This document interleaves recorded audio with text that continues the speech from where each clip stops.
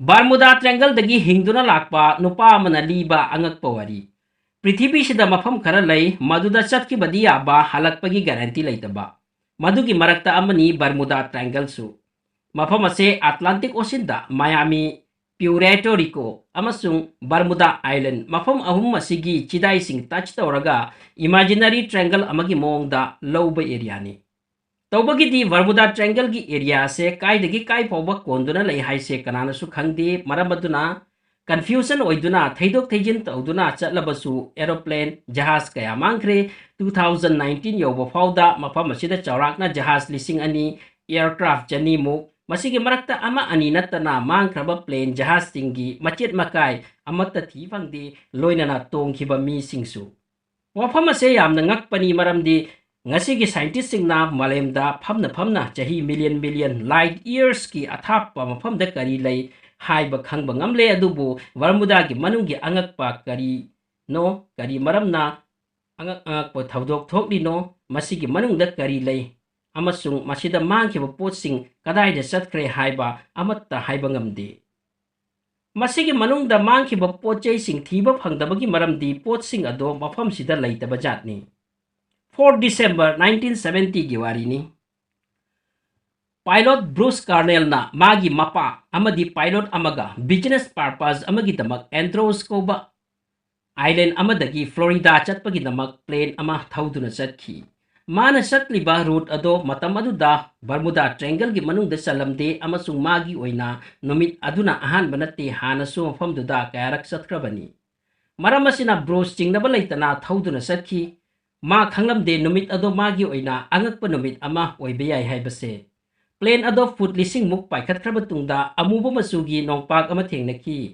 येंगबदा normal नोंग लाकपो माली माना इचम सम नोंगनी खल्लगा थौजिनखी अमसुंग normal ओइना फाउदुना सटखी मतांग असि फाउबदा कैगुंबा problem लैरमदे अदुबु plane अदो फीट लिसिंग अमगा चंगा मथक्ता योरकलबदा अमुबो मचुगी नोंगपाक अमगा अमुक उबा फंखी हंदक की असिदी किलोमीटर कया पाकना लाकपा उई पामदा ब्रूस मदुगी मनुंगदा थौदुना लाकपा तारम्मी नोंग मनुंगदा संख्रब तुंगददी माइकई मरी ममसिनख्रे महाक खंगलमदे मदुबु नोंगला करिनो मदु चुमनगी स्टॉर्म क्लाउड का खेनै ngahak matungda madudagi nongthangum achouba light kappa horakhi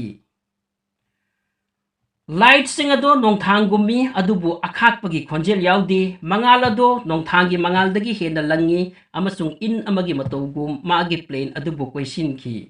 Bruce 30 minutes madugi manungda paiduna laiki madugi matungda nongpak adugi manungda ikoi na cylindrical mong da ure nong ado Bruce madugi center da paiduna satki mathantana Bruce na khalli makhoi madudagi thokpa yaroidamane maramdi madugi question ba nonglai ado yamna pak salami thokpagi we leite ude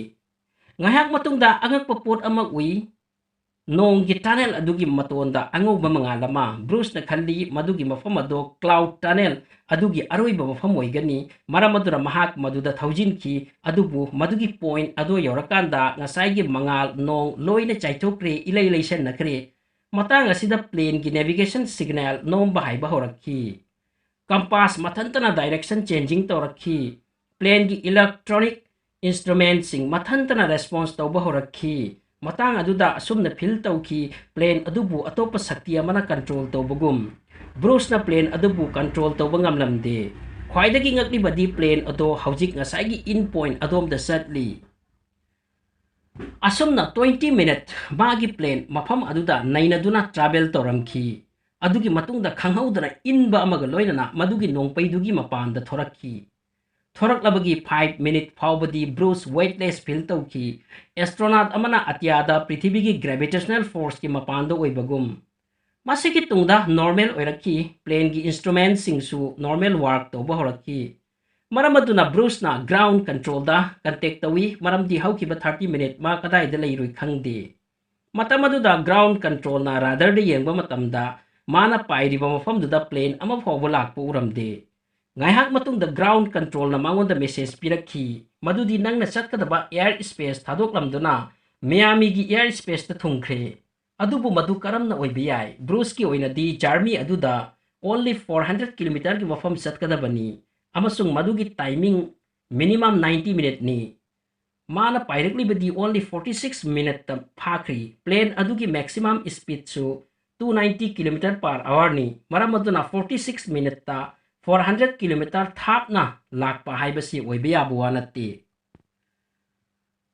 Bruce na khalui ground control na directly bawa se asoi be yauri adubu mikup khara tungda mana uki Miami airport mangda leiramle airport ta landing tawrakanda fuel check tawba matamdadi magi kok ngauki maramdi 400 km thawraba tungda kharcha oigadaba fuel adu oide khaibok khaktani oikhriba reality da plane ado only 200 km ta thawrakhiba oi aduga lakpana 400 km kaigumba 200 km khakta pairakpo oiraga Miami karamna yoraklino madugi athapadi 400 km ni wafam ase matamdugi professor kharaga su tanaki adubu asengba maram kanana su haibangamde ngasi phauda mafam aduda plane kaya jahaz kaya mangkhre akai atoi su phangdi mi su phangdi thaudok asigi matungda nauna amuk khanna bahoraki reality da Bermuda triangle ase atopa malem da chatpagi lambi amara maramdi theory amagi matungina thaudok asiga dark energy ga mari leinagadaba mali madugi dark energy aduna entire universe expansion tawhalibani scientist singi matungina dark energy adugumba power ni madu black hole amagumna space amadi time bu thupchin laga tunnel amagum semi madugi manungda oiraga chatkibana billion light year gi athapa matam khajikta thungluba yaba masigi asina achumbo irabadi meras ki mystery su solve oi biyai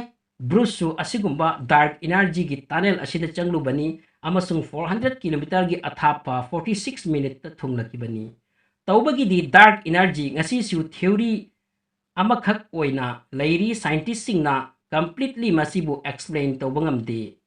masini Bermuda triangle gi manungda oiribase mi gi kokna lamba phangdaba angakpagi energy ama mafam asida matam da oibajatni